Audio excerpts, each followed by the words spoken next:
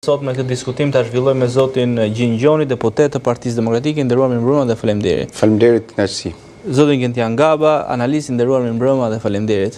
Faleminderit për ftesën. Zotin Roland Qafoku, gazetar, delegog, nderuar mirëmbrëma, faleminderit. Faleminderit për ftesën. Zotin Armir Shkurti, gazetar, drejtues i emisionit I Pavaruri, ndërkohë edhe autori I emisionit Xhada. Nderuar mirëmbrëma dhe kënaqësi, faleminderit. Faleminderit juve. Zoti Gjoni, po nis me ju. Eurodeputeti McAllister nga njëra anë refuzoi të takojë zotin Berisha për shkak të avionit, nga ana tjetër I tha qeverisë shqiptare që jeni përpara një testi shumë të rëndësishëm sa I takon çështjes së zvendës kryeministrës. Si e keni lexuar këtë vizitë të zyrtarëve europian në Tiranë? Vizita e deputetit të Parlamentit dhe kryetarit të Komisionit të Parlamentit Evropian, zotit McAllister, ishte mbi bazën e një kërkese të drejtuar nga ana e Partisë Demokratike dhe zotit Berisha në takimet që ka patur në Parlamentin Evropian. Padyshim që çështjet e trajtimi I problemeve të cilët janë realizuar në lidhje me çështjet të cilët sot Partia Demokratike I ka shqetësim dhe kanë qenë 4 elementë kryesor të cilët janë diskutuar në takimin nga përfaqësuese e Partisë Demokratike. Në radhë të parë ka qenë çështja e zgjedhjeve, e cila nga Parlamenti Evropian është evidentuar dhe përfaqësuesi gjerman në Parlamentin Evropian Michael Gahler ka arritur në konkluzionin I cili është shumë I rëndësishëm që grupet kriminale dhe krimi I organizuar dhe pastrimi I parave nuk lejon rotacionin e pushtetit.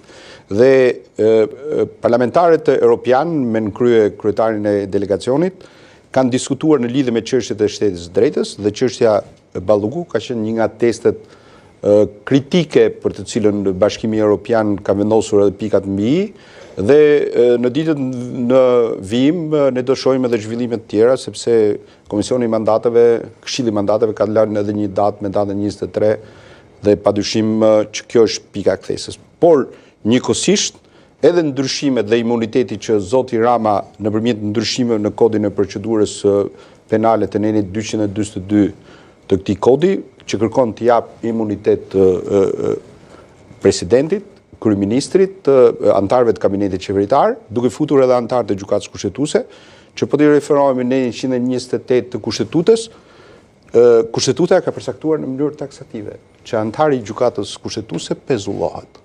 Dhe pezullohet për 4 shkaqe të cilët janë të renditura në kushtetutë. Do ndalemi edhe tek këtë moment. Ja, më fal. Jemi tek momenti I vizitës dhe po edhe kjo ka qenë pjesë e diskutimeve, prandaj po e diskutoj, dhënia I imuniteti njerëzve të cilët nuk janë të zgjedhur dhe nuk janë parashikim kushtetues, sepse kushtetuta ka përcaktuar që vetëm personat e zgjedhur dhe në rastin konkret personat e zgjedhur janë deputetët, janë antarët e Këshillit Bashkiak dhe kryetarët e bashkive.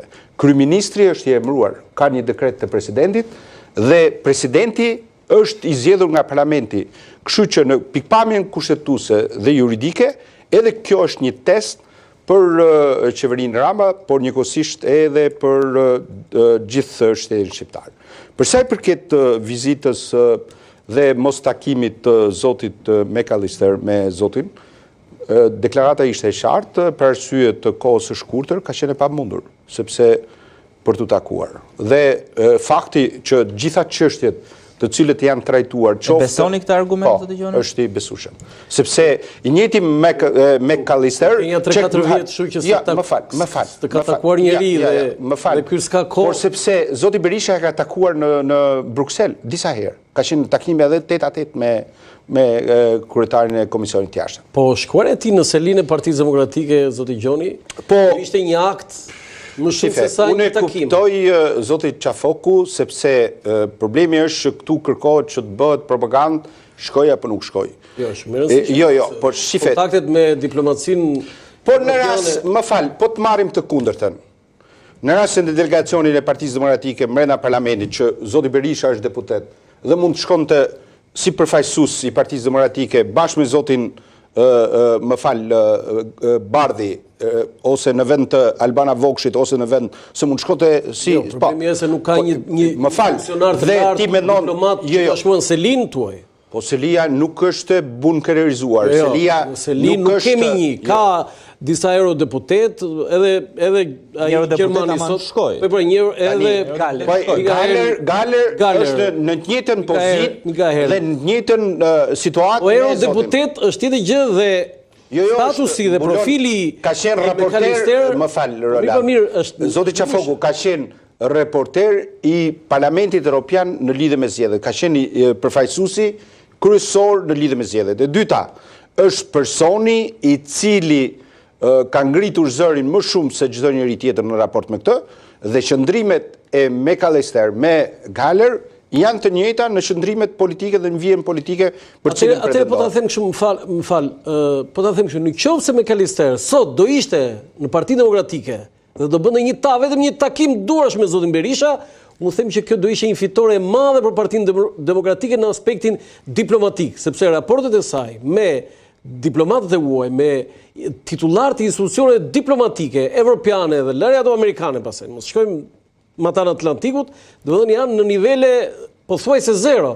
Do të thënë kemi kontakte, takime të deputetëve tuaj, por asnjëherë të titularit, pra të zotit Berisha. Dhe ky është problemi zoti Gjoni. Tani Partia Demokratike drejtohet nga zoti Berisha. Tani unë po të them vetëm një fakt.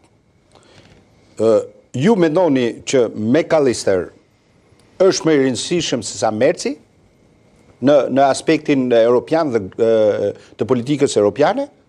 Zoti Berisha ishte i ftuar me datën 20 në kongresin e partisë CDU-s, ku do të takonte Mercin. Po për shkak të 20 shkurtit e cila është protesta, është detyruar që të zgjedh qëndrimin e tij në protest dhe të bashkohet me gjithë shqiptarët të cilët do protestojnë me datën 20, sesa të shkojnë, sepse vajtja e tij, padyshim, unë besoj dhe çdo njeri e beson që qenia kancelar i Gjermanisë dhe motorit të gjithë tërheqjes lokomotivës së Europës është shumë e rëndësishme dhe shumë Shtyheni protestën e le të shkojë atje. Si shtyheni protestën?